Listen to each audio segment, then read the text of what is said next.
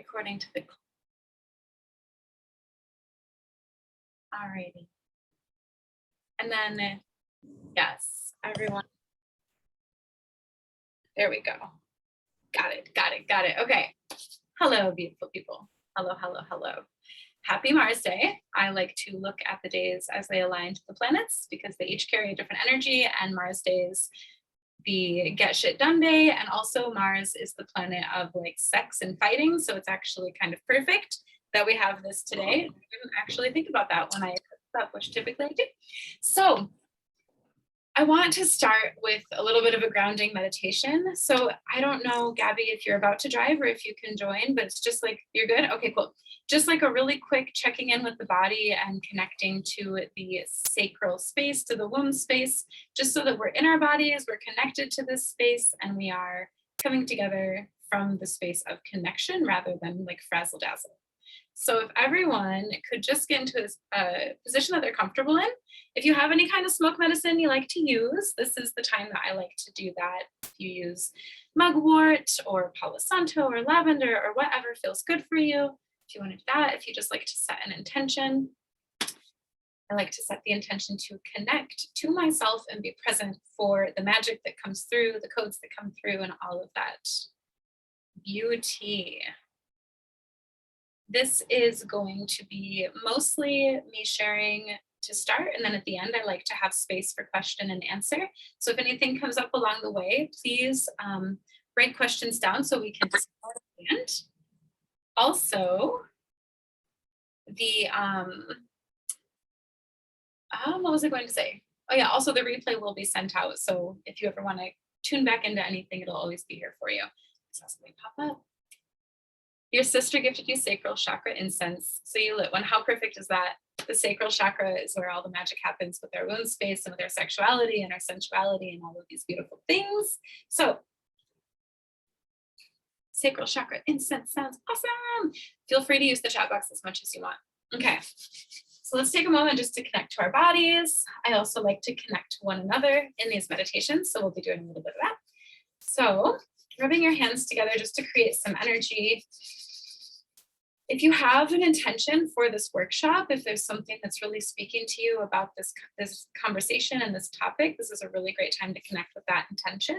So if it's to connect more to your sexuality or to connect more to your sensuality or to slay the shame that might be happening in your body around your sexuality, just go ahead and connect with that right now. And start to slow your breath down. If it feels good for you, you can sit back. You can sit nice and tall and elongate your spine. Slowing your breath down. Arriving here. Allowing yourself to be present.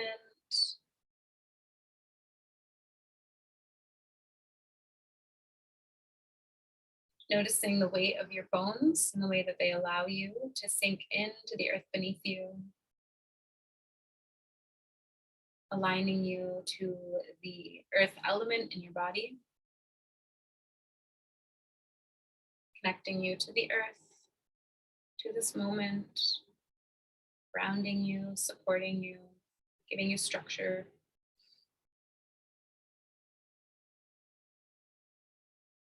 And start to tune in to your womb space, to your sacral chakra. This will be your hips, your reproductive organs, your yoni, your lower back, your pelvic region. Bring your attention into this space,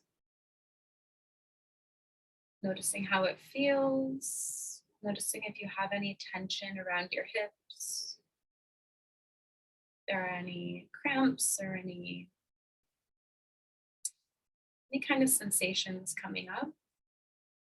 So many of us are disconnected from our womb space and from our sacral. We have a tendency to live a little bit on autopilot, dissociated from the body. And in a patriarchal society, we tend to be conditioned to be incredibly disconnected from our womb as women, as people born with wombs. So this is just a time to tune into this part of you, to tune into this space in your body. Kind of say hello.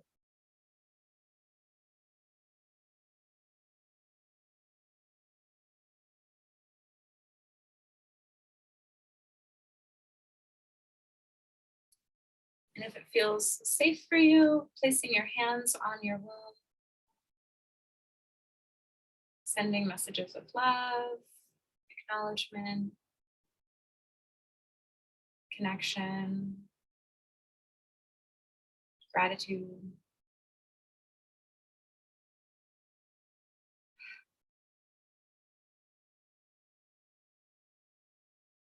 Then allow yourself to connect with each woman that's here, imagining that we're all sitting in a circle in a sacred space, holding space with and for one another, connecting to each other's energies, knowing things might get vulnerable, things might get intense, things might get kind of naughty, just opening up to anything and everything that comes through, making space for any questions that you have or any thoughts that you have to be shared with complete safety. This is a safe space. And at the end of the call, if you feel called to, we can do a question and answer. And then bring your attention back here, opening your eyes slowly. If you feel comfortable having your camera on, it would be lovely to see your face, but there's no pressure to do that. So I'm actually going to change the view there. There we go. Okay. So there's no pressure on anyone's faces being enlarged. I'll take the pressure off. All right. So hello, Tori. Hello, Julia. Hello, Leilu, Ali, Adrian, Gabby, Andrea, Karen. It's so beautiful to see you all here. Thank you for showing up and being live. It's a game changer to be live in the presence and in the energy, and to have the opportunity to connect with other women in this work and in this kind of conversation. So why are we here? Why are we here even talking about sex? Why is it that sex sells? Why is it that when we see the advertisement or the display of let's talk about sex, we're like, ooh, I want to do that. So my mission in life is to be a staple part in dismantling the patriarchy. So many of you might already know this about me, but I am deeply committed to being part of the paradigm shift where women, people born with wombs, reconnect to their sexual nature. In our patriarchal society, we are conditioned from a very, very young age to feel shame and guilt and fear and disgust around our sexuality. We're really taught that our sexuality exists for men. And that's true whether we are heterosexual or homosexual or bisexual or pansexual. From the get-go, in this very heteronormative society, we're taught that we're supposed to look sexy and be sexy, but we aren't supposed to feel sexy or have sexy thoughts or desires. All of that's shamed from the beginning for people born with wombs. So my mission is to say fuck that and to bring us back to the truth of who we are and to reconnect us to our sexual nature, because that is our birthright. That is our power center. So I'm going to talk a little bit about the sacral chakra. That is the chakra where all of our sexual and sensual and emotional and divine feminine energy roots from and starts from. So who here is familiar with the chakras? Is everyone a little bit familiar? A wee bit? Yeah? Okay, a wee bit. Awesome. So chakras are energy centers in the body. There are 7 main chakras. And the first one is the root chakra, and that's the seat of the divine masculine in our body. That's our structure. That's our sense of identity. That is our sense of safety and security and stability. And then the next chakra up is the sacral, and that is the womb space for women or people born with wombs. It's the hips, the lower back, the pelvic, the reproductive organs, the yoni, or for men, the penis and the testicles. This is the area where it's the seat of the divine feminine. It's the area where our sexual nature is born. It's the seat of our feminine essence, and it's where we connect to our emotionality. This is also, on the contrary, where we tend to store all of our sexual trauma, all of our emotional trauma, our pain, the deep conditioning from societal input or family input or life experiences, things get stored in the sacral. So what happens is when we have these blocks in our sacral chakra, we feel blocks in our sexual experiences. We feel blocks in how we connect with others. We feel blocks in our relationships, in receiving pleasure, in our sensual experiences. And it can also feel challenging to connect with our own bodies because our root chakra is just beneath it. And that is our identity in our body, our physical form. So when we have that block in the sacral, it tends to impact the chakra right next to it. So why does this happen? And I touched on how when we're young, we're taught immediately that like women are supposed to be super sexy and men are supposed to want sex all the time. And if a woman wants sex all the time, she's a slut or she's dirty or she doesn't have any dignity. And that's just complete and total and utter nonsense because most women that I know are super horny and really want to have sex as much as men want to have sex, sometimes more. And so what we're going to do here today is just kind of like bust down some walls around how we talk about sex and lift the shame and be open about it and be honest about it and start to lean into acceptance of what it is that we really desire and the fact that it's okay to really desire sex and to have unique needs or kinks or anything else like this. So a lot of people have been talking about womb space healings lately. I've been hearing it everywhere. It's work that I do, and it's been really, really powerful work for me personally is to do this womb space healing.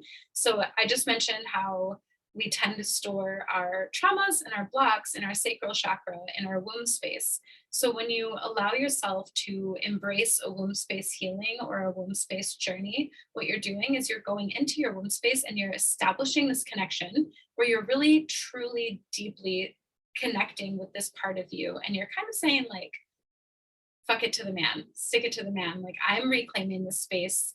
We as women can access our most innate and inherent power from our womb. So in our society, we're really conditioned that to believe that power comes from force and brute strength and aggression. And that's powerful, absolutely. And there's also power in softness and power in sexuality and sensuality. And each and every one of us carries both of these energies. Each and every one of us is both capable of brute force and power and aggression and capable of softness and being a delicate being and being a sensual and sexual being and connecting to our emotions.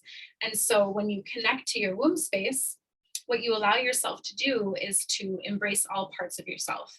You can be both a powerhouse and like get shit done at the office or run your own business, or for Gabby, she's an incredible power lifter. Like you can be this incredibly powerful and strong human and still have this soft side that's maybe embraced in the bedroom or in a dance, you know, like when you're dancing or with your lady friends or whatever. There's this belief that we're taught that things are black and white and that has to be one or the other, and there's this separation between the two, and that if we want to be powerful and successful, we have to ignore our softness and our sensuality.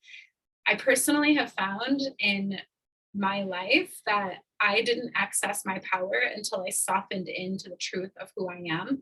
And I softened into my deepest desires. And my desires are to wake up and have a slow, sensual morning where I pleasure myself and I move slowly and I have a tea ceremony and I do intuitive movement and I journal and all this like woo-woo shit that feels so real and true and expansive for me. And then I go into my masculine energy of like, okay, now my feminine has been honored and I'm going to like step into this more fiery energy and I'm going to get shit done. And that for me feels powerful. And that's how I access like my mission and my truth and the people that I'm meant to work with. So I'm kind of on a little tangent here, which is what I do. And it's perfect because it's relevant. So when you go into womb space healing, what you're doing is you're reclaiming this polarity and this duality that's within you. You're reclaiming this space that's been shamed and kind of neglected for a long time.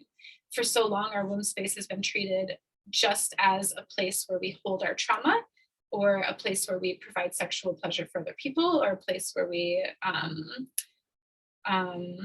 carry and birth children, or a place where we experience our menstrual cycle, which is deemed as so awful and terrible and despised in our society.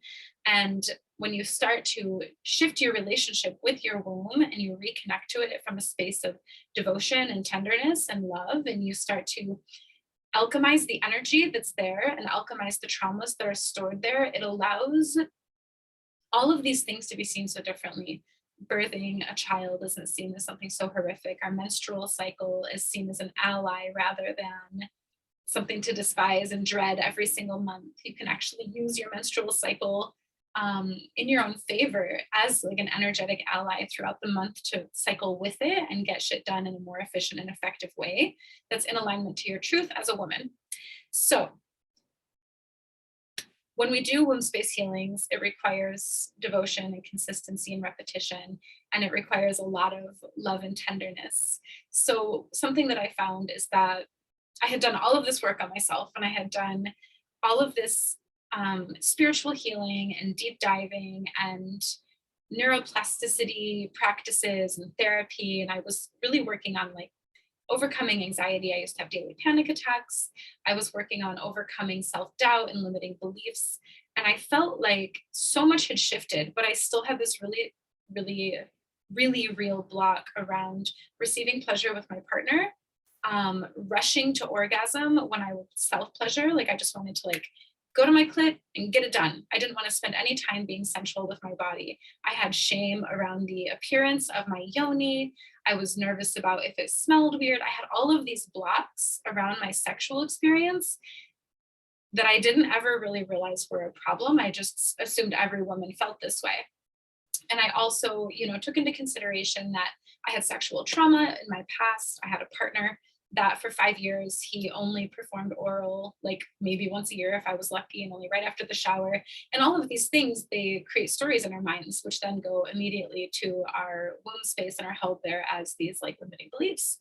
So with all of that, I was blocked and I was stuck, and I was noticing that because the sacral is related to the seat of our divine feminine and to our emotional and sensual essence, my business was kind of feeling the same kind of blocks. Like I was in love with what I was doing. I was connecting with amazing humans, and still there was this like mismatch. Something was off. And I realized that I wasn't showing up super authentically.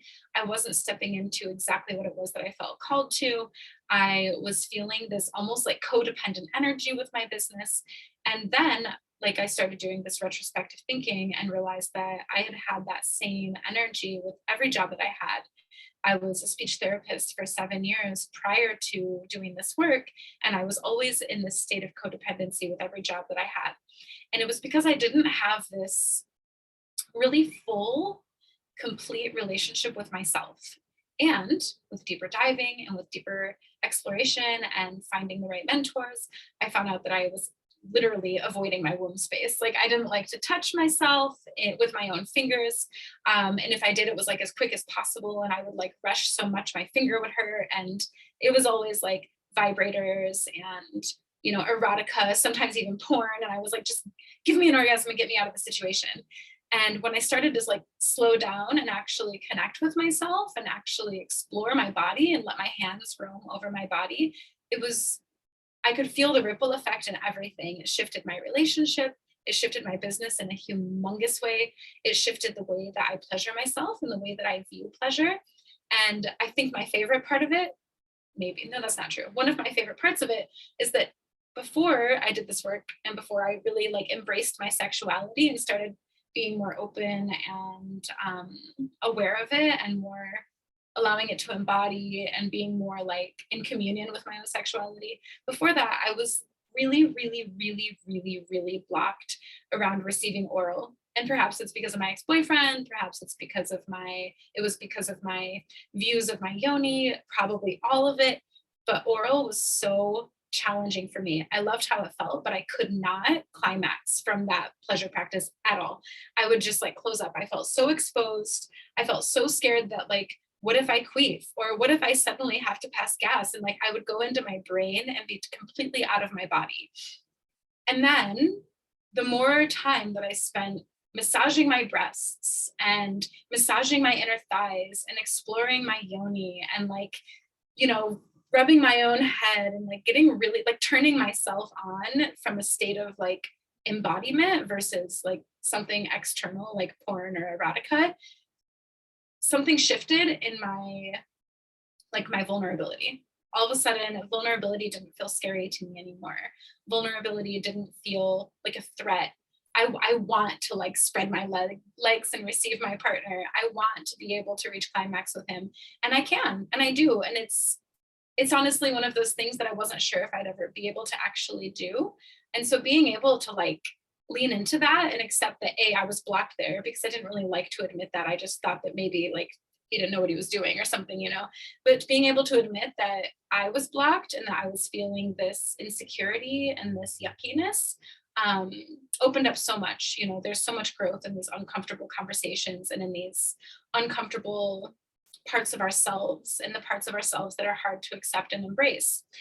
And that was something I think that shifted probably our entire sex life and also the way that I pleasure myself. So now I have an entirely different practice. Some days I will do like sacred sensual self-touch where I don't even really feel like climaxing. I just want to like touch myself and feel my body and connect in that way. Other days I meant to bring it in here and I didn't, but I have this incredible obsidian crystal wand that I use for G-spot and cervical orgasms, and it's amazing. And some days I'll use that instead of using it to orgasm, I'll use it to yoni de-armor, which is clearing out blocks in your yoni, which is like an entirely other workshop topic that I'll probably do in the near future. So with that being said, are there any questions that are coming up so far before I dive into the sensual self-touch? Anyone having anything coming up for them? I have a question. So with just self-touch, I think, how do you deal with that with how you look? Because self-touch can be nice, and if you're really good at that, you don't have to think about how you look. But sometimes like my block is like, oh, I can do all that, but I don't know how to feel about how I look. Like I can do great by myself, but I am a person that's like scared of like other people, because they're looking at me now and I don't get to feel comfortable with how I feel anymore. Does that make sense? So you're curious about like partnered sex and how to feel confident about yourself and how to stay in your body when you're with another partner or with a partner? Yeah, or like feeling sensual, but like giving myself permission without feeling like I look like an idiot. Does that make sense? It does make sense. So. Yeah, that's embodiment. And I think that the more that you practice with yourself and you lean into the fact that your vessel, your entire vessel is designed for pleasure. The clitoris's primary and seemingly only job is to give us pleasure. Like we're designed for that. So maybe when we're orgasming, our face is contorted and we look completely insane. Who cares? That's our orgasm face. We're having pleasure. If your partner is going to judge you because you contort your face funny when you're coming, then they're probably a dickhead and don't need to be in your life. Also, if your body folds and you have a roll somewhere, or if you are concerned about having, like we have a tendency in our society, and actually this is a really great question because it really is a nice segue. We have a tendency to feel really performative in our sexuality. I know that in the beginning, I mentioned how a lot of us are taught or conditioned or shaped to believe that we are here for the pleasurable experience of men. Women should look sexy, women should be sexy, but they shouldn't feel sexy. And because of that, oftentimes we have this really, really deep unconscious thought pattern that we need to perform well. So I'm going to give an example. I have a very, very, very dear friend, and she is very connected to her sexuality. She is a very sexual being. She is turned on all the time. She loves sex, and she's gorgeous and she's confident and whatever. She's all these things that you wouldn't expect this from her. When she's in a partnered sex scenario, she still has a tendency to go into this like performative porn-like behavior because there's this deep-seated part of her that believes that that's how it's supposed to be. Like a man's not going to think we're sexy if we're not like perfectly like folded out on the bed, or if our hair is not falling perfectly, or they're not going to think I'm sexy anymore if my belly rolls, or, you know, I'm almost 35, my breasts are changing. Like I have this very real part of me that's like, oh my gosh, what if my boobs aren't hot anymore? And, you know, and I'm like, oh wait, my partner's the same age, like he's also aging. And so there's that part of us that's very real and alive. And I know very, very few women that haven't experienced that. I know that I have felt that myself. I'm not one to fake an orgasm, but I am one to be concerned that I'm not sexy enough in the moment, or that something I'm doing is like physically unattractive. This is a deep, deep, deep pattern. And we are in a society where like all of the sexiest women are portrayed as perfect. And if they're not, then they're, you know, airbrushed to look so. So a lot of it's about self-acceptance, and just like I would love to recommend mirror work, where you literally touch yourself in front of the mirror and you let yourself orgasm and you watch yourself and you connect with yourself in that way, because it's hot. It's super sexy to watch someone come, even if they're contorted, even if their face looks insane. It's super sexy. Like my partner makes super weird faces when he's orgasming, and it's so hot to me because I know how much pleasure he's experiencing. And I'm also not like there for the visual effect. I'm there for the energetic effect. And so just remembering and coming back to that essence and really connecting to your sexual energetic self. Does that help? Yes. Thank you. You're very welcome. Okay. Anybody else on that note with sexual performance? I'm going to turn this heater down a little. That's up. It's getting very hot in here. All right. I have a question, Brianna. I guess, what would be your advice for like a starting point? I'm just going to be very open and forward. I like really don't have sex. I'm not in a relationship. It's been a very long time. A lot of my sexual relationships in the past have been when I'm, you know, under the influence of alcohol or substance. And I feel like this past year, my go-to when if I'm ever in the mood to please myself, but like I'm very uncomfortable about my own sexuality and all of that, would be to watch porn. And it's normally like aggressive, like, so to get, and now just hearing all of this stuff, I'm realizing like how bad that is. Well, not bad, but just like, Yeah, right. you Not know. bad. So what would be like your advice to step away from that, like your first advice? Because like obviously me like looking in the mirror, you know, touching myself for the first time, I'm not going to get turned on. Like it's going to be really uncomfortable. Mhm. So would that be your advice to try that out first, or like do you have another suggestion? Or First of all, I love you and thank you for being vulnerable. And I love that you're in my world all this time later and that we continue to journey together. Second of all, thank you for being so vulnerable. Again, that's actually, I said that already, but it's really hard to say those things out loud. It is so not bad to like aggressive sex. You know, that's something that we're going to dive into. But the kinkier, more aggressive stuff is hot. It's so sexy for some people. Sexuality is such a spectrum, and everyone has something that works for them. Some people legitimately really, really, really get off on like what some people call vanilla sex and just having missionary sex. Like that really works for them, and that's perfectly valid. Some people want to be like choked and have their hair pulled and their hands held back, and that's also perfectly valid. So I would say the first step is accepting your sexual nature and accepting that it's okay to be turned on by that. And multiple things can be true at one time. So you can both love that sexy, aggressive, you know, like more hardcore stuff, and you can connect to yourself sensually. I believe that allowing all parts of you to be encompassed in your sexual expression and sexual experience is really important. And it's such a way for you to honor all that you are in your divine feminine, because the divine feminine is all the things. She's chaotic, she's flowy, she's creative, she's wild, she's, you know, her sacred slut exists, like she is a seductress, like all of it is true and right. None of it's bad as long as you're not imposing harm on somebody else. So that's the only caveat. Any desire that you have and anything that turns you on, as long as it's not imposing harm upon another, is perfectly valid. That being said, like turning to porn, quickly getting off and doing it just for the sake of doing it, kind of like what I mentioned earlier, takes you away from that sensual connection. It can take you away from really deep, intense, explosive orgasms. It also, the other side of that is it can desensitize your connection to your partner. So like exploring all of it and allowing space for all kinds of sexual experiences to happen. So what I would say for a good first step, if you're desiring to step into more sensual sexual expression and experience, would be to establish a devotional sensual self-touch practice. And that's exactly what I was about to dive into. So that's a beautiful question and beautiful timing. Excuse me. So when I first did my very first womb space healing, I had no idea how much I was storing in my womb space and in my sacral chakra.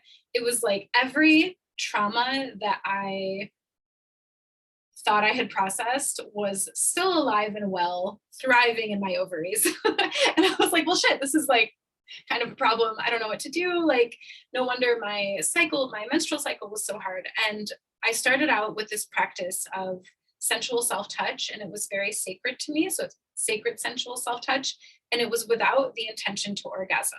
So what I would love to see you do, Jules, is create this, like, even if it's just 5 minutes in the morning, where you literally just lay with your hand on your yoni and like feel it, just to start. Just feel it. Notice how it feels. Notice how it feels to touch it. Notice how it feels to be touched by yourself. And then eventually start to move into like massaging the inner and outer labia, massaging the inner thighs, your butt cheeks, your hips, your lower back, your lower abdomen, just like a really gentle massage. I would love if you could to get Brahmi oil. Banyan Botanicals has Brahmi oil either with sesame or coconut oil as a carrier oil. And that's such a beautiful way to connect with that space as well. For you, I'm thinking probably coconut oil would be better. And so just massaging into that space, and then eventually doing internal massage. And what you're doing is you're rewriting the story of safety around touch without intention to come, and without it having to be a place of orgasm. So you're rewriting that story, you're reconnecting in a different way, and you're sending the message to your yoni that it's safe to be touched and it's safe to receive. Our sacral chakra has so much to do with receiving and with worth. And when there are all of these blocks, and when there's all of this tension and all of this pain and outdated beliefs and all of that in this space, the worthiness that we are innately entitled to gets stuck. And so you're really like, it's like opening up a flower. You can't force a flower to bloom. You have to caress it with time and sunshine and water and healthy soil. So you're giving your yoni that chance to like blossom and open up to receive. I wouldn't necessarily start in front of a mirror. The reason I said that for Layla was because her question was specifically about appearance. And I want for her to know how sexy she can look when she's like feeling like maybe she doesn't. For you, because it's more about like wanting to connect to that side of yourself, I would say for mirror work for you, rather than doing mirror work while you're touching yourself, to look into the mirror at your left eye, that's your divine feminine eye, and do eye gaze for like 1 to 3 minutes, just literally like staring into your left eye for 3 minutes. I love 3 minutes personally, but you could do 1 minute, and connecting with your worth and connecting to your essence of flow and all the divine feminine, the chaos and the joy and the play and the pleasure, the sensuality, the sexuality, all the glory that we are as women. Does that help? Yes, thank you so much. That really does. Good. You're very welcome. So with that being said, with the sensual sacred self-touch, being able to connect with your own body and to really explore your body with your own hands without necessarily outside input and outside turn on is such an interesting and beautiful and deep way to connect with what you really desire, what it really feels like to be touched in specific ways. You can do this either with the intention to orgasm or not. I love to start without orgasming just because it takes the pressure off. And I think sometimes we feel like we're supposed to come. And I had an experience not too long ago in October where there was like this series of unfortunate events. And I'm typically somebody who can orgasm pretty quickly. And in that time frame, I could not orgasm. When we are tense and stressed, we carry that in our womb space, and it can block our sexual expression and experience. So when you touch yourself to receive pleasure without the intention to come, it takes the pressure off and it allows you to ease into it. So while you're doing this sacred sensual self-touch, what you want to do is make sure that you're in a really comfortable position. Maybe I have this really beautiful playlist that I'll share with everybody, and it's Womb Healing Alchemy on Spotify. And you can put on music like that and you just connect and touch and explore, and you let your hands roam and you let yourself feel what it feels like just to feel. It's a lot of feeling, and that's what the sacral is all about. So you just feel, you're there, you're with you and you only. And if you happen to start to feel like you might orgasm, cool. Don't stress it out, or don't stress out about it. Don't put pressure on it. Just keep going if it feels right. If it doesn't feel right and you start to feel like you're in your head, like, what if I do, what if I don't? Maybe just stop and take a breath. But allowing your hips to relax and sink in allows your body to receive pleasure in such a different way. When we clench our hips and we tense up our lower back, and like that's something that I used to do a lot of when I would start to feel close to orgasm, especially clitoral orgasm. I'd like lift my hips and my hips would go inward and everything would tighten, and you're actually like pushing pleasure away when you do that. If you allow yourself to breathe into that yoni space and into that womb space and soften, it's so much easier to receive that pleasure and for your body to process the orgasm that you deserve, So starting with sensual self-touch without it having to be sexual, and then moving into exploring the yoni and exploring the clitoris and the internal yoni, the vaginal canal, if you will, the G-spot. Cervical orgasms are really hard to achieve with your finger because it's pretty deep in there. So if you have like a crystal wand or something, but letting yourself explore what it feels like to receive pleasure that could lead to orgasm. And I actually did, I signed up for OMG Yes several years ago because I had a partner who just was really confused about the clitoris, and I wanted to help him understand it better. And I thought maybe if I had like something to bridge the gap, it would help. And I actually ended up learning a lot. I had always masturbated the same way, like the same motion. And I learned about all these different techniques. And then I was like, oh, I want to try these. So you can do like circular motions, you can do tapping, you can do flicking, you can do like outside of the clitoris on either side. You can do just like outer labia massage, and that can lead to orgasm. There are so many ways to explore your yoni and to explore the way that you can orgasm. So letting yourself get curious and playful and letting it be like an actual journey of curiosity and of pleasure and experience and presence and coming back to your body. How does that land for everyone? Does anyone feel uncomfortable with this kind of talk? Layla says, yeah. Sometimes it's weird to talk about sex. I love it. I'm always like openly talking about the clitoris and all that stuff. So, okay, where do I want to go next? Receiving and worth. So I have just the world's biggest grudge against the patriarchy. And I think that especially since I see the way that it impacts my friends, it impacts the women that I work with, it impacts me. I just want every woman to access their potential and to access their truth and to be empowered in who they are and to live unapologetically and to know their worth and their value. And with us being so disconnected from our womb space and from our sacral chakra, it's so hard to connect to our worth and to our value and to our pleasure. And I just want to talk a little bit about the worthiness that we have inherently just as divine beings. And then, yeah, that's where I want to go with this. So when you start to connect to your worth and you start to realize that who you are is like this unfuckwithable, incredible, badass woman, even when you're, falling apart and experiencing all the feelings, and especially then the world starts to change around you. When you start to connect to your yoni and to your pleasure, and you start to realize like what your body is capable of and what you're capable of providing to yourself, things start to shift. In order to really, really, really open up to our worth, I shouldn't say this I don't like to say this so like in a box. What I have found to be really true for a lot of people is that in order to open up to your worth and really embody your worth, the connection, making that connection to your womb space and to your sacral chakra is everything. Being comfortable with sex as our birthright and as our innate way, that changes so much, because that is where we receive and where we release. So in our sacral chakra, we're both receiving pleasure and we're releasing our orgasm. And it's this really beautiful duality. And it's where the universe connects to us. I don't know if that's how I feel. I should say that that's my opinion. I feel most connected to the universe through my yoni and through my sacral. And when I'm in connection to my yoni and to my sexuality, and when I'm like openly talking about sex with my partner, or on calls like this, or with a one-on-one client, I can feel this vibrancy like radiating out from me when I know that I'm worthy of receiving pleasure, because I'm a human being with a body built for pleasure. It allows me to receive more than just pleasure as well. So starting to step into like, okay, I really am worthy of orgasm. Just like I was talking about with how fearful I was of receiving oral, knowing now that I can both spread my legs and be exposed and receive pleasure and not gross out my partner. In fact, he loves it.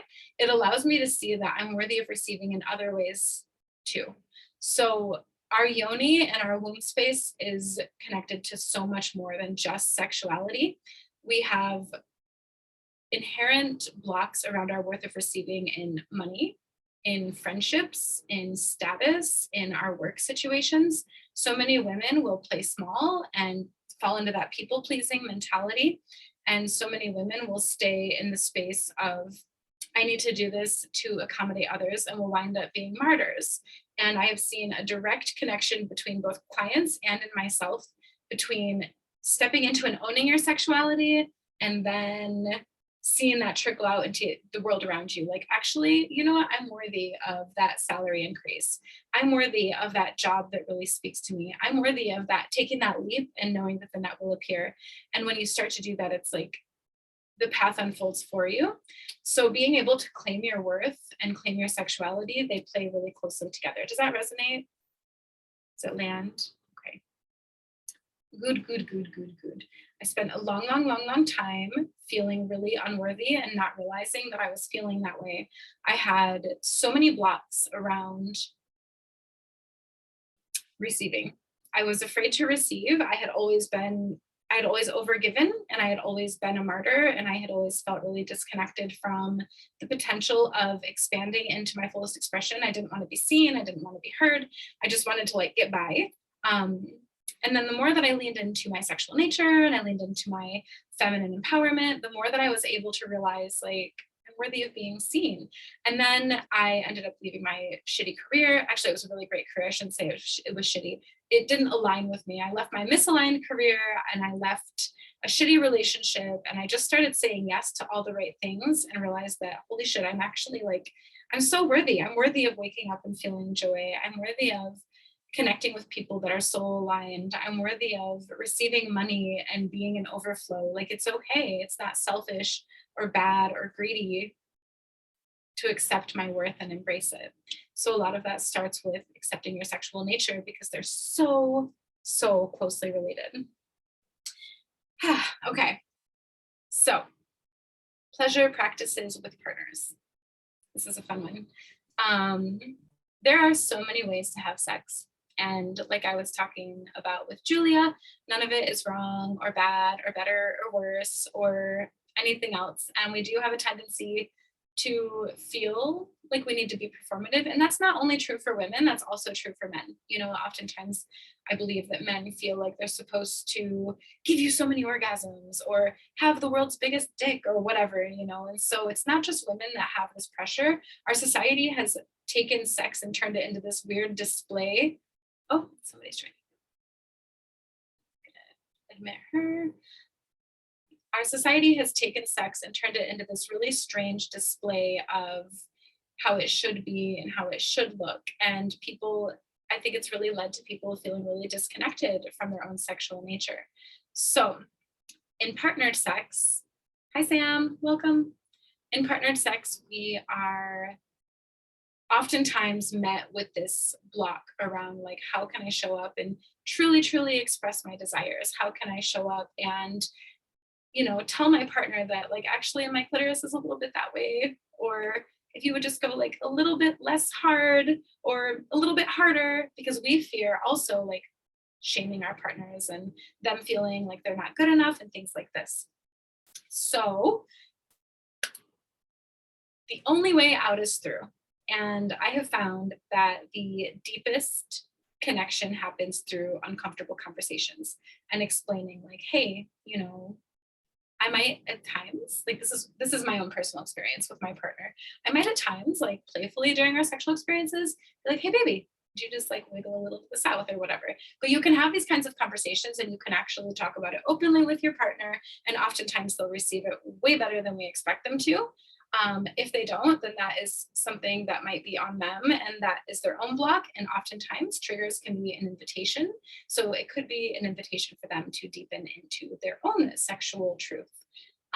Some things that I have found to be really expansive and beautiful in partner sex is finding a way to sync up with my partner energetically rather than just physically. So people connect differently. Some people are more about the physical side of sex. Some people are more about the energetic side of sex. Some people are about the emotional part of sex. Everyone has, it's kind of like love languages. There are different sex languages.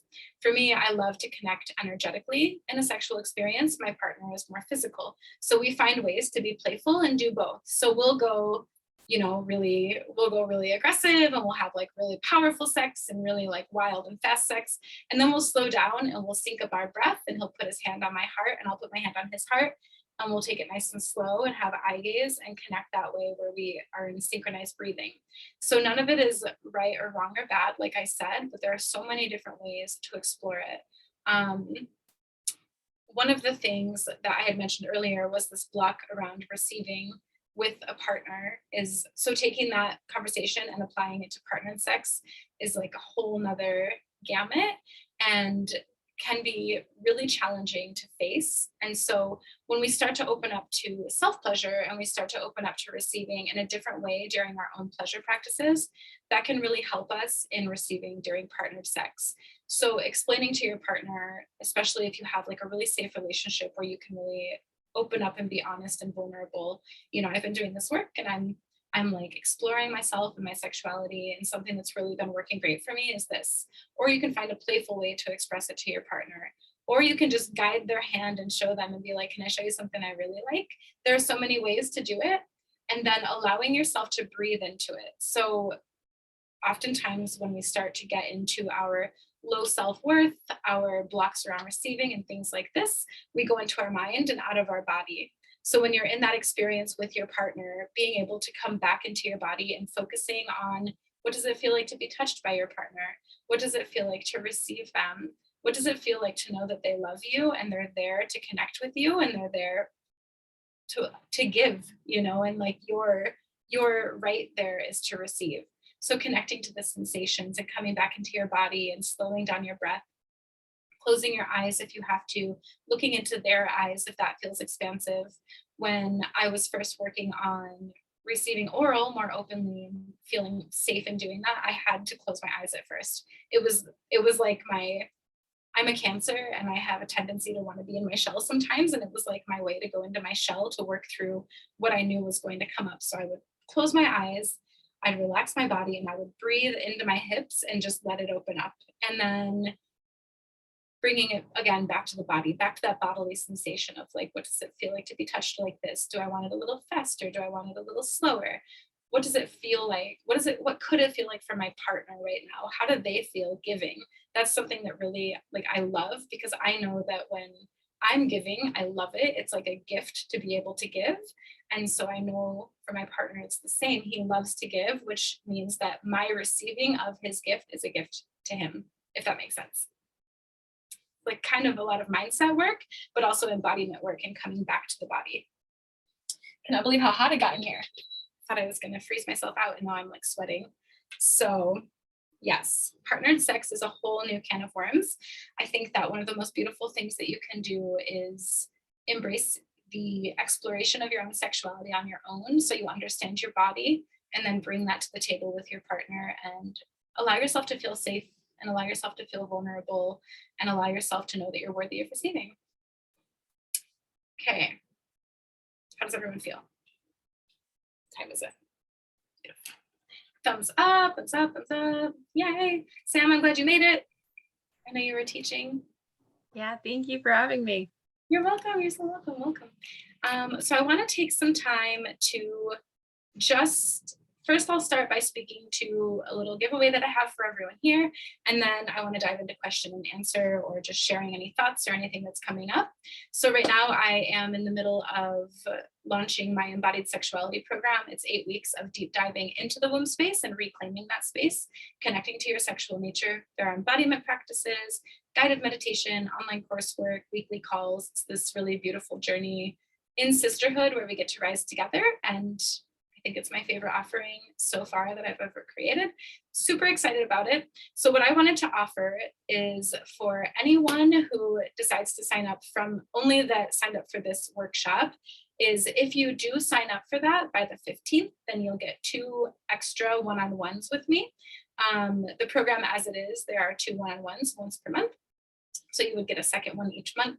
And then if you signed up between the 15th and the 19th, you would get 1 extra one-on-one. So just more time, more high touch, hands-on support on that journey. If anyone has any curiosity about that or interest in that, you'll be getting a follow-up email. Be sure to check your spam because, you know, email lists, and it's just what they do. They go to spam.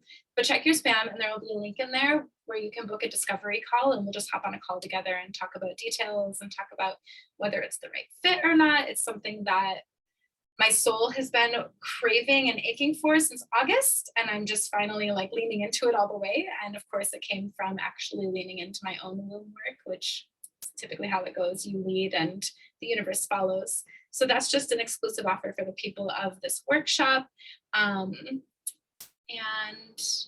yeah, I think that's it. Would you mind reminding me which eye is divine feminine? Left. The left side of the body is the divine feminine, and then the right is the masculine. Of course, you're so very welcome.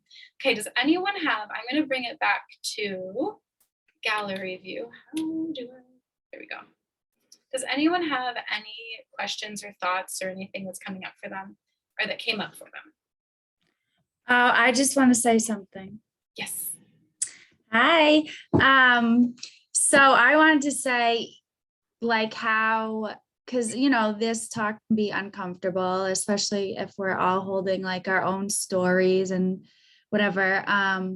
So I just wanted to say, I feel like you portrayed this already like so beautifully, and like there's already like a mindset shift, I feel like, for me, just from like our conversation of how you like portray this stuff. And it's just crazy to think, like, I feel like I could get emotional about it because like how we grow up, it's so far away from like how we should be connected to ourselves. So just thinking about like, you know, like you talking about like our whole life, I feel like as women, we looked up to Hollywood and how you look and like being sexy, but not being connected to that part of us. So it's just like kind of wild to think about that disconnect. And so I just wanted to share that. So thank you.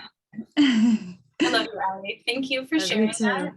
Thank you for leaning into it and for seeing it that way and for allowing the messages to come through. It really does start with that mindset shift and realizing like, holy shit, all this time I've been living this life of duality where I really wanted, like we want to connect that part of ourselves because it is a part of ourselves that longs to be seen, but we're conditioned to believe that it's shameful to be sexual or sexy, not sexy. We're supposed to be sexy, but it's shameful to be horny or to desire.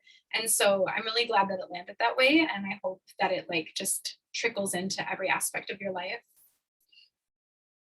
Yeah, and I'm sure it'll be like uncomfortable with starting like these new rituals. It's not going to be like, but I think I can already see how it could be so expansive. So when at first I was like, you know, you're shut off by it because it is like, I don't know, you don't talk about this stuff. So It's kind of taboo. I didn't talk about this stuff with anybody. So yeah.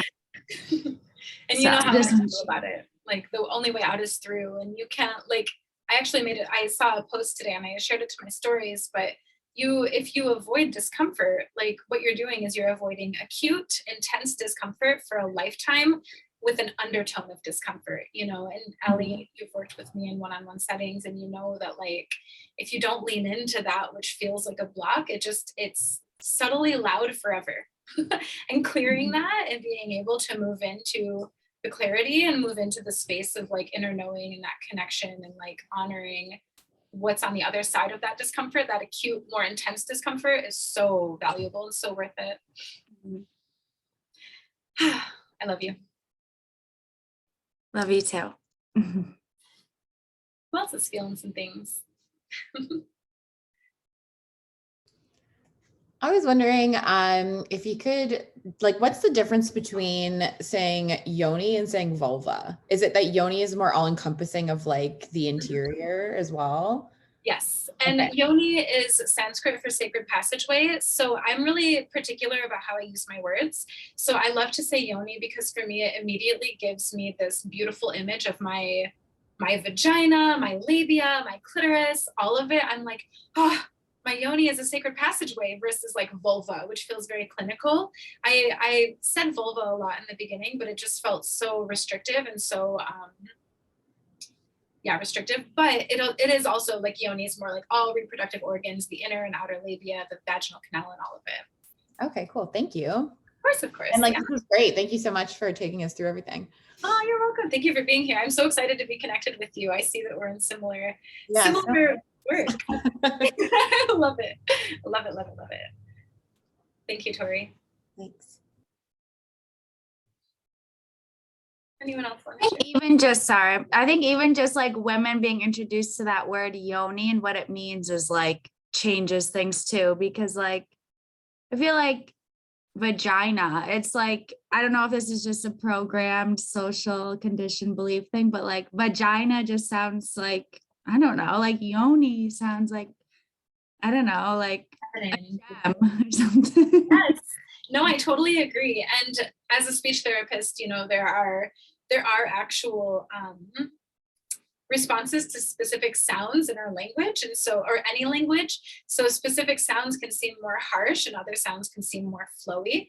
So yoni is full of all of these fluid sounds, where vagina has all of these like affricates and like all these really like yucky, mucky sounds. And so, yeah, just being able to give it a word that feels beautiful, you know, when we're conditioned, like, especially in porn nowadays, like everyone's labia is like trimmed down and they look like 8-year-olds, and it's disgusting that like to me it's very strange that like women's bodies are so portrayed as childlike in order to be sexy. I think it's very strange when actually vaginas are very unique and everyone is very, very beautiful and very different. They're like flowers.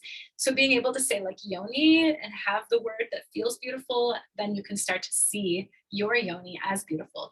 I love the exercise, part of the sacred sensual self-touch that we touched on earlier that I forgot to say. I did mention it a little bit to Leilu, but is doing mirror work where you just sit and connect with your yoni. Like you sit with your legs open and you just touch yourself, and it doesn't have to be sexual, but just like seeing what it looks like to touch it and seeing how it feels to see yourself touch yourself is like, mirror work is amazing.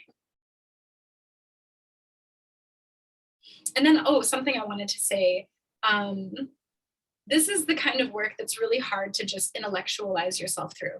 It's hard to think yourself into sexual embodiment or, you know, like sexual acceptance or sensual living. It takes embodiment and it takes embodied practices. It takes feeling the sensation of being turned on by yourself and of accepting yourself physically in the mirror and doing things like intuitive movement where you let your body lead you and you just move in a way that feels right despite how it looks. You know, like it takes true embodiment practices to really, really make the shifts at the level of the body. Considering this is yoni work, it is at the level of the body. So it's not like a thought pattern that we think ourselves out of. It's like an actual body thing. So I just wanted to put that out there too. It's hard to intellectualize yourself into sexual acceptance. I have a I have a question. So I'm very I've never had sex before, so all of this is coming up from the fact that I'm insecure about like it's a new world. But since I was little, I've been super sexual. And so I have been able, like, I got bored of, fingers and toothbrushes to the point where I had to get to like mirrors. And so I'm comfortable with like, staring at myself in the mirror and being naked, because I've done that for many years as a child because I didn't know what to do. But where my uncomfort lies is when I'm in public and I have like beliefs where all of a sudden I don't feel that, like, I don't know how to dress sexy. I feel like that counts as one of those things. And I can be like beautiful and sexy in the bathroom, but I can't do it like in public and then feel like I'm not a woman. Does that make sense? And this might not have to do like with anything, but I feel like a really big portion of this actually may have to do with men and women, coming out as different genders, because it's a little confusing. Like, oh, well, if I don't dress beautifully, I'm not a woman. Like these, other women and people who are, going towards being women. And so it's like, it's actually very confusing. Because I don't have that. So like, I'm very good at being sensual, like by myself. But then when it comes to being in public, I don't know how to integrate that. Does that make sense? Absolutely. I love how self-aware you are and how vulnerable you are. So thank you for stating that so vulnerably. A lot of that feels like a confidence thing and like a trusting of self thing. And you don't have to dress sexy. Like today, I wore this little like crop top bralette thingy just because I was like, oh, we're talking about sex and why not? But typically I'm not necessarily dressed sexy, and I don't feel like I need to be sexy because my sexiness is innate. You can be sexy in your PJs, you can be sexy in a potato sack, you can be sexy in a bikini. Like you don't have to dress some type of way to be some type of thing. Your sexuality is in your nature. That comes back to that social programming of like, oh, you're supposed to look this way in order to be a sexy person. Now, not having had sex with another person yet, and with being a sexual being, is quite an interesting position to be in because you're curious about it. There's a lot to think about. Trusting that the process will unfold and knowing that like when the time comes, being able to uphold your boundaries, stay true to consent, stay true to what feels right for your body, letting your sacral lead you. So letting your intuition lead you rather than doing it because it's like an opportunity, and knowing that the right person isn't going to choose to have sex with you because you're wearing something sexy versus because they're just attracted to you as a person. What I feel for you, Leilu, is a lot of like interpersonal work, like doing more like self-exploration. And I know that you've come to so many workshops, and I love having you in every single one because I've seen you blossom over like a year and a half now, I think. And what I would love to see you do is really start diving into more accepting of your whole self, whether that means you have highs and lows. Maybe one day you feel this way and the next day you feel this, and maybe there's some comparison or maybe there's some desire. All parts of you are like valid and welcome and safe. And I also want you to read the book called Pussy, a Reclamation. Definitely read that book, like definitely, because that's enough to like guide you. There was another book that I wanted to recommend to you that's left my mind. When it comes back, I'll message you on Instagram because it's gone in the moment. But just knowing that, again, at your age, you're in that stage of a lot of exploration in general. You're exploring what it's like to be an adult in a very, very weird world, in a very strange world. So just staying in alignment to what you know to be true about yourself and allowing yourself to expand into the possibilities of what you might become, if that makes sense. Yeah, awesome. Thank you. And I will definitely check out that book. It'll be exciting. Everybody, please, if you haven't read that book, please read that book. It's so good. It's like, ugh, it makes me cry all the time. I love it. All right. Anyone else want to share thoughts or feelings or questions? Hi. Hello. I've been cleaning this whole time, but I have been like listening very closely, and a lot of that has resonated with me. One thing, I also just really love the word yoni. I was introduced to Yoni Steaming, which is like bunch of like herbal goodness, literally just like squatting down on a pot. And it sounds crazy, but it's amazing. So I've been using that on either side of my cycle.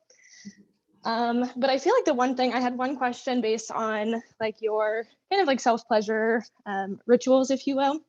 I live with my partner and he's wonderful. I love him, but his physical touch, or his love language is physical touch.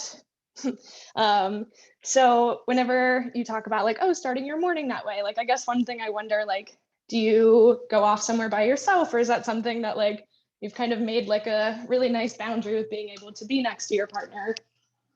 That's such a beautiful question. First of all, hell yes to Yoni Steaming. Oh God, I love it so much. I was not turned off, but put off by it for probably like 6 months. And I realized it was just because it was one of those things that I knew would actually be really expansive for me, and my ego was being a dick. So that's what happens. So as for the pleasure practice, so my partner is very, very aware of all of the things that I do in my world. And I actually asked him one day, because I have the luxury of him leaving to go to work at 7:30 and I work from home. And so I have the bed to myself after 7:30. And I'll get up with him, we'll have some coffee, I'll do some journaling while he takes a shower. And then I go back to bed to do womb work and sensual pleasure work and things like this.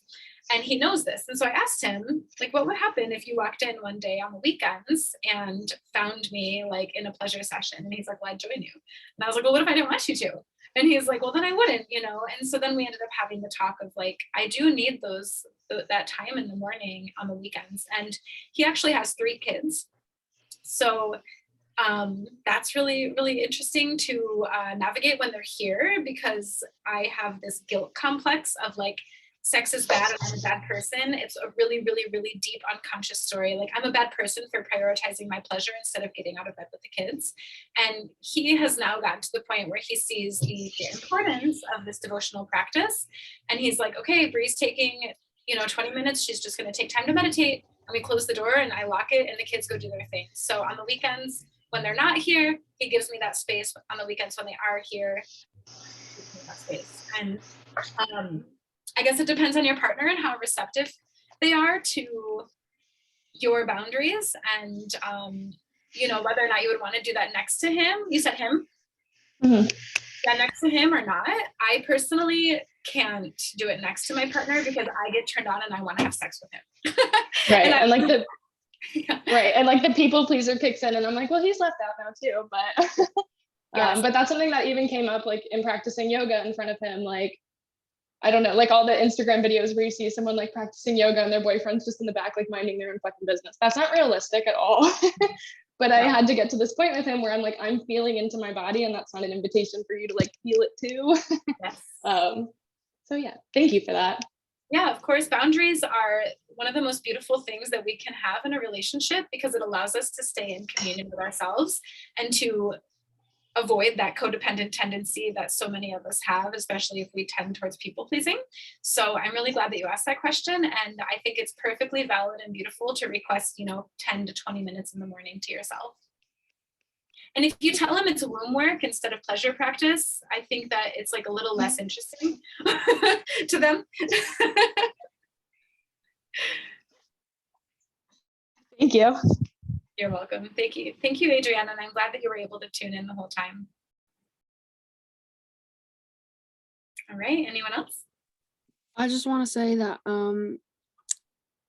with what I mentioned earlier about people, changing different genders, I have no disrespect towards that. I know you're posting this to other people and I don't want them to be like, oh, you're mean. I'm like, no, I'm just very confused.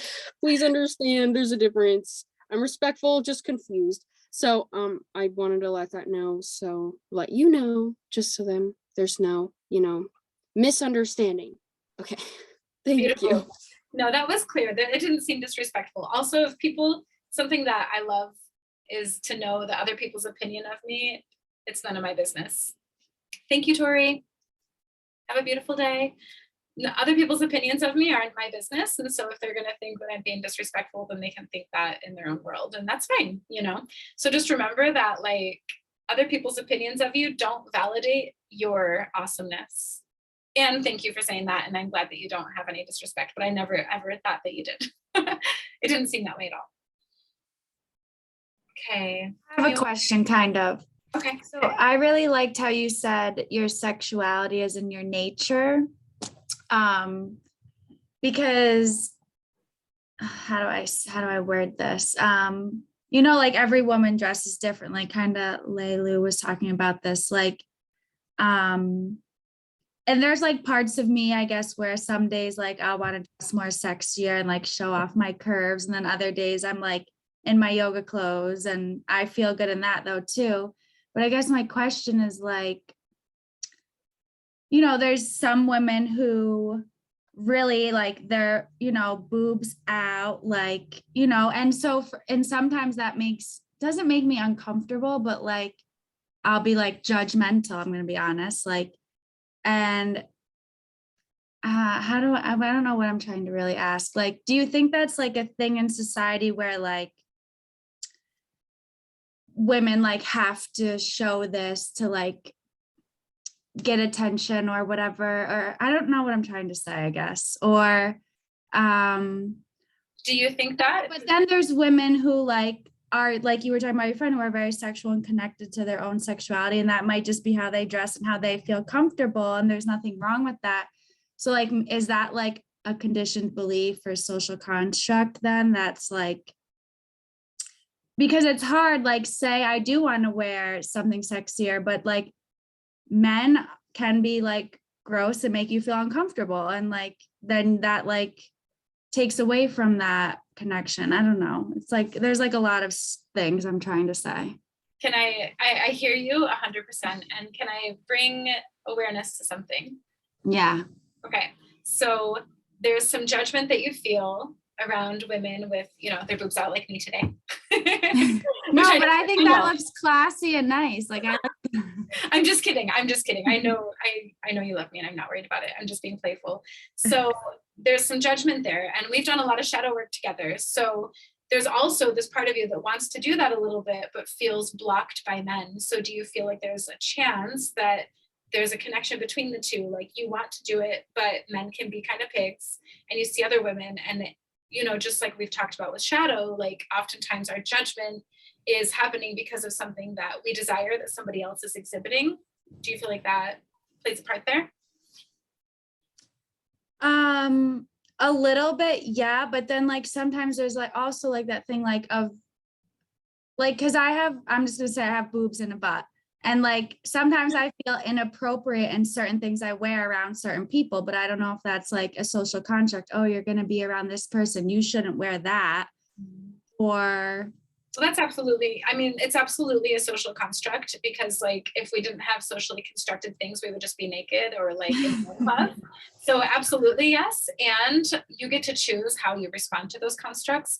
Like if I were going over to my partner's family's house, I wouldn't wear this, you know, and it's okay to follow like social norms within society. However, if there's a part of you that's desiring some sort of expression, and the shame is coming from like how you're going to be perceived or anything like that, then I would invite you to get curious about where that shame is coming from and what would be on the other side of it. If you did wear the low cut top or the butt hugging pants, you know, to the social event, like, so what if people look? Let them look. That's your body. Maybe that's a chance for you to connect to your sexuality and feeling sexy. So then you go home and you can take it out on your fiance, you know, like there are different ways that we can explore it.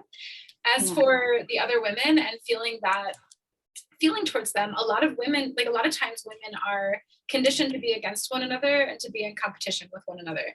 So if we see a woman who's like, oh, she's so sexy and she's like showing off her boobs, and oh, she's obviously attention seeking, like these are constructs that like we're conditioned to believe about people. What I like to do is I like to say, dang, look at her, own her sexiness.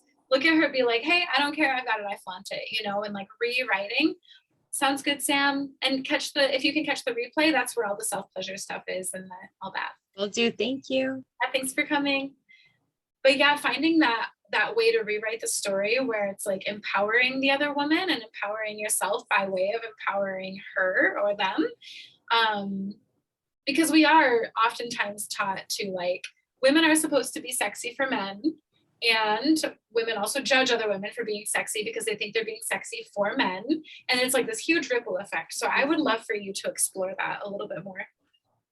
And one more thing I was going to say was like, I don't even necessarily like, because sometimes I feel like showing too much is like, I don't know if I like that, because I feel like there's like, that's for me too. And like people I want to share that with, I don't want to share that with the world all the time. Like, especially now I have like a partner that I love and whatever. So I don't know. Yeah. Anyways. Yeah, and that's totally fine too. Like if you don't want to flaunt it, there's nothing wrong with that. It's like I said before, many things can be true at one time and all parts are welcome. So if you want to keep your sexual expression to yourself, that's fine. If you want to flaunt it, that's fine. Like none of it's bad. The women with their boobs out aren't bad. There's a bug behind me, sorry. It's like 10 degrees in Michigan. Why is there a bug? Okay. It's okay, I'm fine. Anyway, women with their boobs out aren't bad. They're just expressing differently, you know? And like, I have a cousin who her boobs are huge. Like she literally can't get a shirt to contain them. They're like ginormous. And she's not out there trying to like gain attention all the time. And sometimes she is. Like sometimes she wears shirts that really, really accentuate her boobs. And she's embodied in all of it, you know? And just remembering that like whatever their truth is their truth and it's valid. Okay. Thank you. Yeah, does that help? Yeah, no, it does. I didn't really make much sense. There was like a lot there I was trying to explain. Just to chime in on what you had said though, Allie, was like, because I've always been a little bit small chested. Like my sister and my mom both had bigger boobs, and I remember being little and like always wanting them because it's like something you didn't have. And then as I got older, like I actually really liked my small chest. And then when I moved to San Diego, I remember, you know, that's when I got like really like I'm fixated on Instagram, I guess. And when I was out there, then all of a sudden I felt like I was like trying to like show my boobs more, like wear shirts. And I never was that type of person. So, but now, you know, that was like a couple of years back, but now I still again, like my small chest. And I feel like I can be sexy without having to have like my boobs, you know what I mean? So it is different for everybody. And I feel like sometimes it's because I'm 27 and sometimes it is a little bit harder when you're younger because of social media. And you know the risky things that people are wearing nowadays when you're like, you know, you're younger, you see it, so it can be tricky. But like what I'm trying to say is you can navigate like what feels best for you and what feels sexy for you, because I feel sexy in a turtleneck sometimes now. So like I used to hate turtlenecks. Like I literally never used to want to wear one, and now I love them. So like, but I do think at like in my teenage years and even my younger 20s, up until probably this last year, you know, based off of certain things I would see on Instagram or whatever, it's like, well, do I want to wear that? And it's like, well, no, actually, I don't want to wear that. Like, but there's nothing wrong with it. It was just like finding out what felt good on my body and like actually aligned with like what I felt good in, kind of, rather than looking at somebody online and being like, oh, well, her boobs are out, maybe I should put mine out. Like, yeah, you know, right. Like, oh, maybe I should look like that. Maybe that's it. Something to remember too is like sexy is an energy, you know, not like a look all the time. Like you don't have to dress or look any certain way to be sexy. Sexy is an energy. It's like, that's so true. That's so like refreshing to hear too. It's so important to remember, and it's so easy to forget. So easy to forget. And also people perceive sexy differently because everyone has a different gauge for it. Like what I think is sexy might be totally unsexy to the next lady over. And so it's everything that we do is perfectly valid as long as it's authentic, you know? I mean, even if it's not, it's still valid, but it's nice when it is authentic. What about Andrea or Gabby? Did you guys want to say anything, or Karen? No? I'll say something. First, thank you for this, and I'm glad I got to see you live. I've just been following you like on Instagram and stuff. But I guess one thing that you kind of had said, which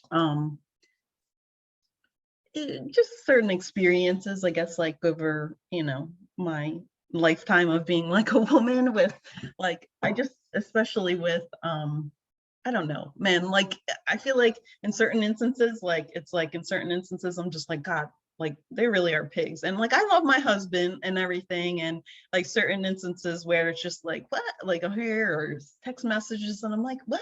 I'm like, it feels so challenging in this time, especially with just, you know, so many you know, different things going on in the world and everything, to kind of like, you know, separate yourself from, you know, they're going through things too, and they've been brought up, and, you know, they have all their things too, but then at the same time hold them accountable to be like, hey, like, you're being a pig. Like, you're being like, you're like, hey, I'm over here doing dishes. I get you see my ass, but like, that doesn't mean that you're invited to touch it. Like, or, you know, to have like boundaries and things like that, because of, so I do think it's so ingrained, like still now, where it's like women are like something to be sexy for men, like something to be like, that's why you're doing that. That's why you're wearing those skinny jeans and your low top. Like, it's like, no, that's not our purpose. That's not our purpose. Our purpose is separate. Like, our purpose is just to be us, not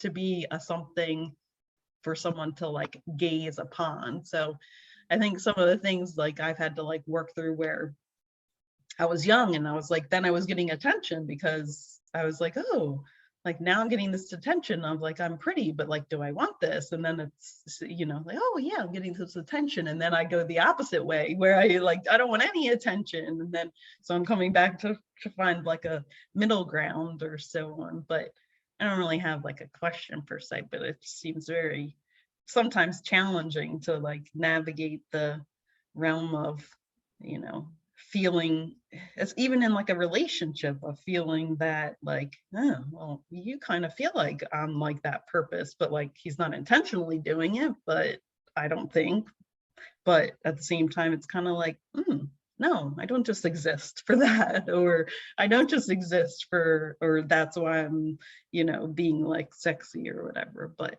I don't know, any thoughts on any of those things? A million. Yeah, I know. I could go into that's me. I go. I'm like, Well, I love what you said, first of all, about how like when we're younger, we start to dress like a little more scantily, and then we get that attention. And most of us, when we're younger, in our like late teens, early 20s, we're kind of insecure because we don't know who we are yet. And we're still like coming into this identity of adult us. And so the attention is validating, because a lot of us are like, ooh, I want to be pretty. I want to feel pretty. And then it's like too much, because then it's kind of dirty and slimy. So then we're like, well, fuck, I don't want it from that guy or that guy. So I would say that a lot of like that middle ground comes from validating yourself and connecting to yourself, and like reminding yourself like, oh yeah, I'm wearing this for me. And just like what's comfortable, fashionable, makes you feel confident, but also feels like for you, and just rocking that no matter what. As for the men situation, I actually just had a really intense talk with my partner last night about this kind of thing, because I'm really desiring more, like, just to be really vulnerable. I'm desiring more like, I want him to like brush my face like this, you know, and I want him to like put my hair behind my ear or something. And then sometimes he'll just walk by and grab my ass and walk away, which I also like, because I think it's playful and I think it's flirty, and I'm like, I'm kind of naughty and dirty. So I'm like, yeah, let's do it. But also like, can there be some balance of like more intimate touch and like sensual touch, rather than just the sexy stuff? Just as much as we're conditioned to be like in competition with one another and insecure and disconnected from our womb, men are conditioned to believe that they're supposed to be horny, and they're supposed to be like, oh, look at that bitch's ass. And, you know, like they have just as much conditioning as we do. And so if they're not self-aware, and if they don't realize that about themselves, they're just going to keep on doing it. So depending on like your guys' communication, if you sat down with him and you're like, you know what, it's fun when you slap my ass, I kind of like it. And like, sometimes if you want to like grab my face and kiss me, or you know, rub my back or something, that'd be cool too, because that's how I like to be touched. And you can touch me how you like to touch me when it's appropriate, but like, we're both here in this relationship, and my body's not just for your pleasure, it's also for mine. So yeah, I think it's really goes back to like that I'm not gonna get it out, being vulnerable and being like open to that, like where, you know, in certain instances, and, you know, everybody has their different experiences, but I had an experience where it was in a certain environment that it wasn't supposed to be happening in, but things that were, I don't want to say done like to me, so it makes you feel a certain way. So I had to be willing to be vulnerable, to be like, hey, look, this, I know, I get like, this is mine, but like, this is how I feel in these certain, you know, instances. So you know, like, keep that in mind if I'm just like, kind of get off me, like if I'm not expecting it and I'm like, get it off me, you know, it's not necessarily like something where it's just like, I don't want, you know, it's like all those fine lines of like all the experiences that come together and that like, you know, determines, and we're all working through, you know, we're all working through things like constantly. I feel like, at least I feel like I am, like, Yeah, for sure. as it's such as life. But so I guess it really goes back to like the just being like vulnerable and having to like kind of go there. So, and set boundaries, you know, like it's so beautiful to set boundaries.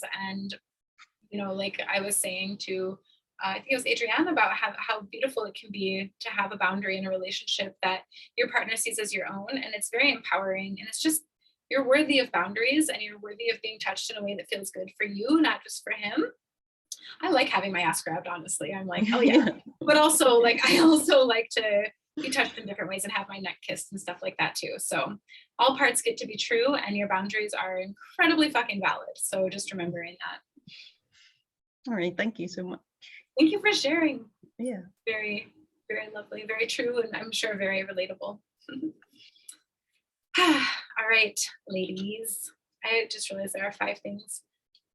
Beautiful. I just realized that I didn't check up on.